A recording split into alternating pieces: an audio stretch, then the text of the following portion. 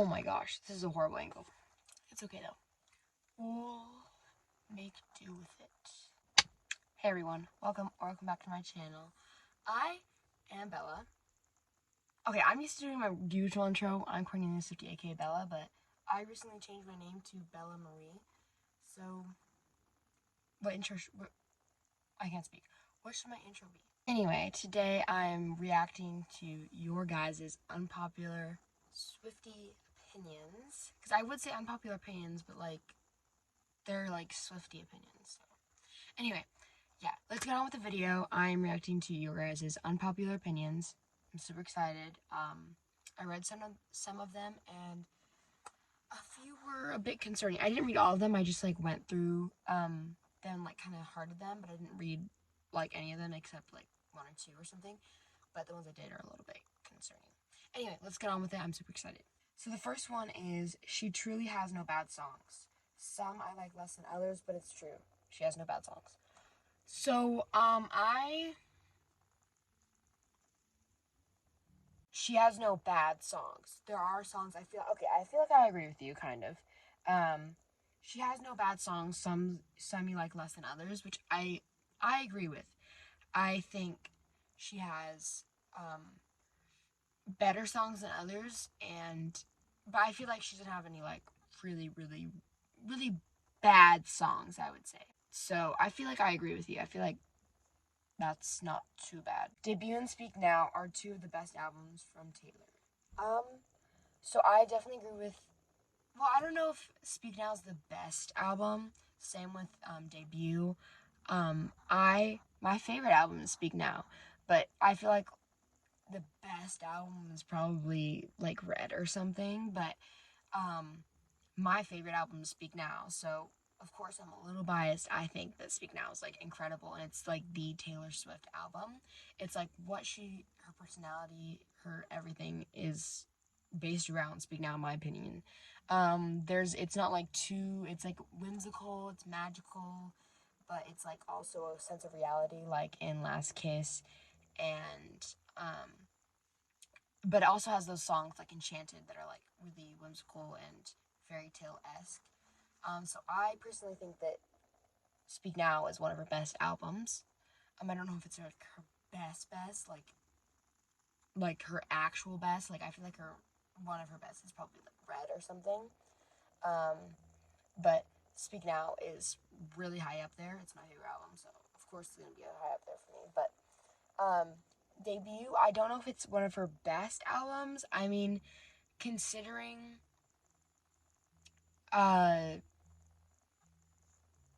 like, Folklore, Evermore, Speak Now, Red, I just feel like Debut is incredible for what the age she was at that time. So I feel like for the age she was, that is one of her best. But as far as all of her works, her all 10 albums, I feel like it's not her best, but it is definitely underrated. I would say is 100% underrated.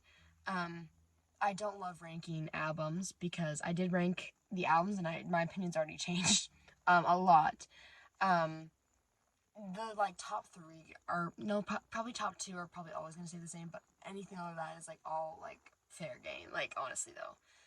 It depends on, like, what mood I'm in, to be honest. But I don't love ranking the albums because it just puts them in a box, like, oh, Debut is the worst album, this one is the next worst, this one's mid, this one's not too bad, and then this one's the best. I don't like doing that because all of her albums are incredible.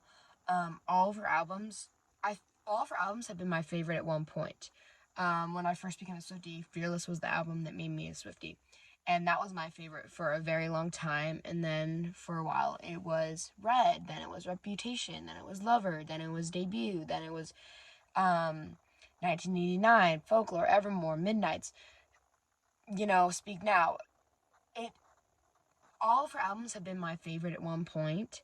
So I feel like you can't really put them in a box. They're her best, like, albums. But, because then you're, like, putting those ones in the box. Those ones are worse than her other ones. Because I feel like there are no ones that are worse. I feel like there are no albums that are worse than another one. I feel like there's, albums that are more, intricate and detailed and poetic and profound. But I feel like there are albums that are, like, bad. I feel like when, like, the other one girl was saying, there are truly no bad Taylor Swift songs. There are truly no bad albums. So I feel like ranking them puts them in a box. There is the last one is the bad album. You don't love that one. The next one you don't really like. This one is kind of, and then this one, and then this one, and then this one, and then this one's your favorite. Kind of hard to rank debut because it's her first album, like I said, and I'm going off a tangent on now. This is taking way longer than I thought it was going to be, like, for this question, but I'm making no sense probably. I'm just, like, thinking out loud. This was not planned at all. I'm just reading them randomly, but anyway, yeah, so I feel like debut, I don't know if my points come across at all, but I feel like debut is not her best album. Even though I don't like ranking them, I feel like it's not her best album. Because again, it's like I said before, it's so hard to rank because I feel like for her age, it is one of the best albums. I'm sure one of the best albums ever put out for someone of that age. And I don't even know anyone who's put out an album at, like, what, was she 16 when she wrote, like, those songs? I don't know anyone who, not even all the songs. Some songs she wrote, like, before then, I'm pretty sure. But anyway, didn't she write our song in her 9th grade talent show? Was it in her 9th grade talent show, I believe, and that means she would be 15. So, I don't know. Anyway, I feel like it's really hard to say that debut is her best album and Speak Now. I personally love Speak Now because of the vibes, I guess, and the songs. If you look at my top 10 songs, which let me know if you want me to do a video on that, my top 10 songs of all time, a lot of them are Speak Now. So, that's why Speak Now is my top album, but, I mean, I feel like you can't really say debuts.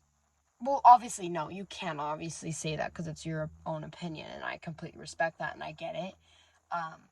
For her age, I believe it is her best album for around that age. Like, her best album. I don't know what I'm trying to say. Anyway, I hope you get the point. If you don't get the point, I'm really sorry. But, that's all I have to say. I don't even know if I said anything that was worth your time to listen to, but whatever. You're Not Sorry is one of her best songs. Thank you for commenting this. You're Not Sorry is so slept on. Everyone's like, yeah, this is my one skip on Fearless. This is, like, my least favorite on Fearless. It's so dramatic. I don't really care. I love this song. This song is so good.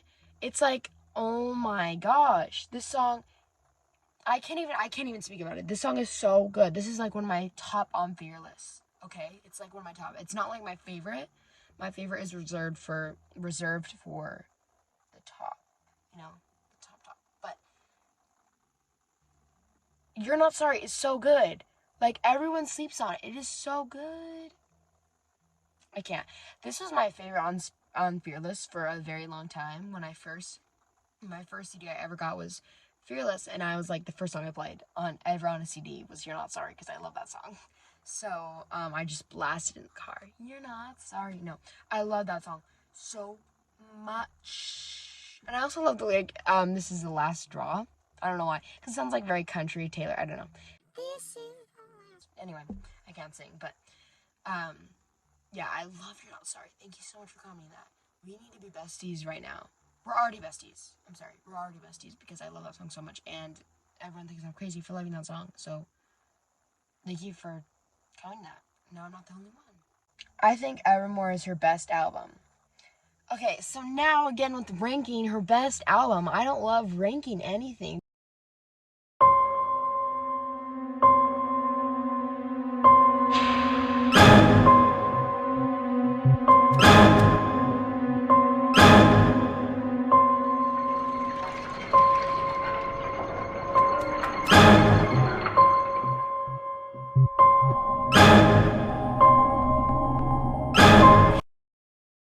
because I feel like you're saying that Speak Now is worse than Evermore, and I feel like it's not worse than Evermore. I feel like Evermore isn't worse than Speak Now either, just because I have it ranked higher on like my personal ranking. I rank it higher, but that doesn't mean it's better than Evermore.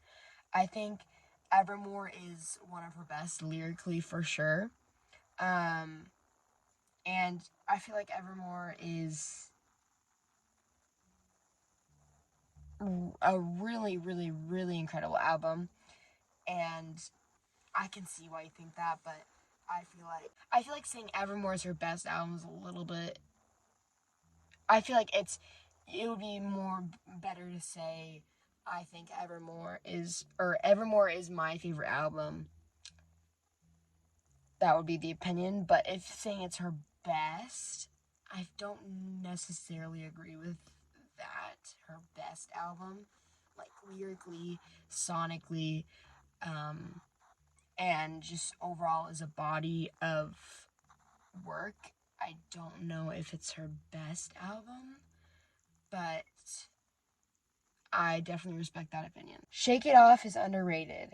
Okay, I saw a few comments or another comment saying like Shake It Off and Look What You Made Me Do are underrated or whatever, or underplayed. I feel like they're not. I feel like Shake It Off and Look What You Made Me Do are not underrated or underplayed at all.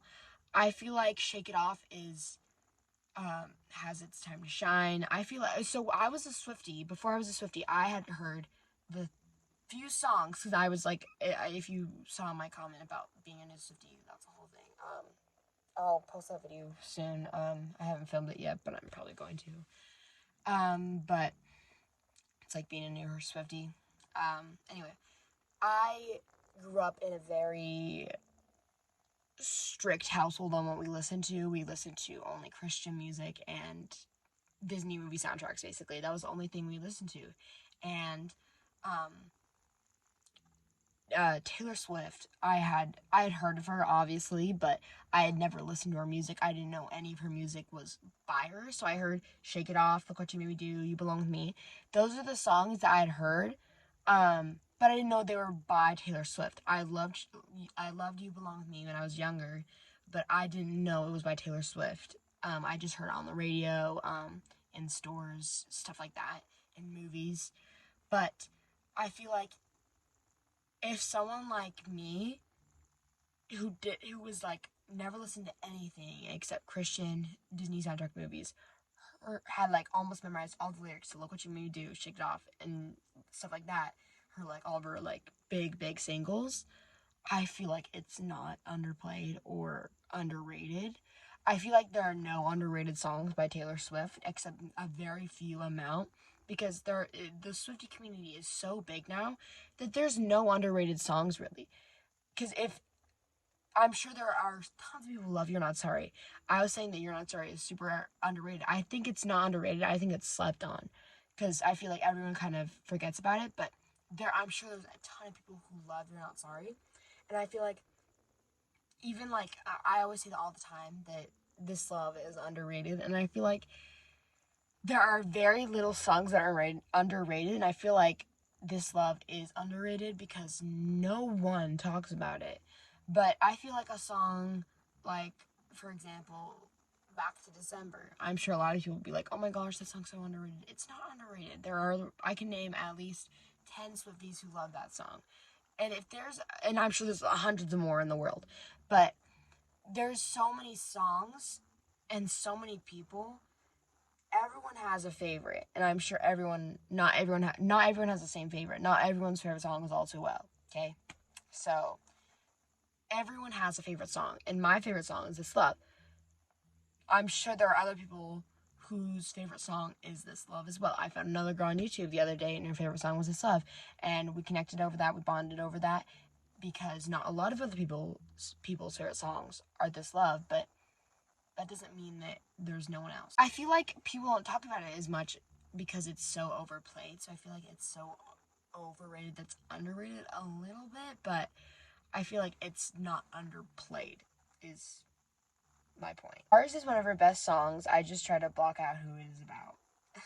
So I read this one and I replied to it. I forgot what I said, but I love ours so much. It's such a cute song. It's definitely not one of my favorites on Speak Now, but it is definitely a really, really, really cute song.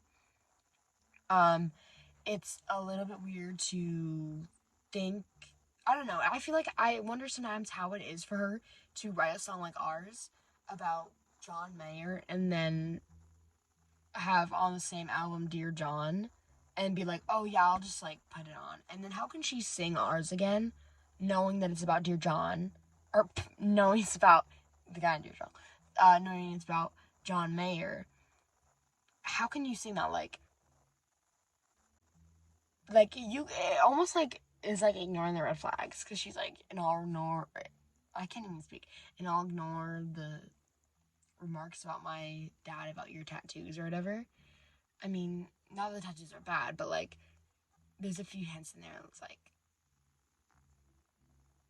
Anyway, yeah, I feel like ours is not one of her best songs, but it is a really cute song. It's really sweet. It's one of her happiest. I feel like ours is truly one of her happiest songs she's ever written because it is just so happy. Like,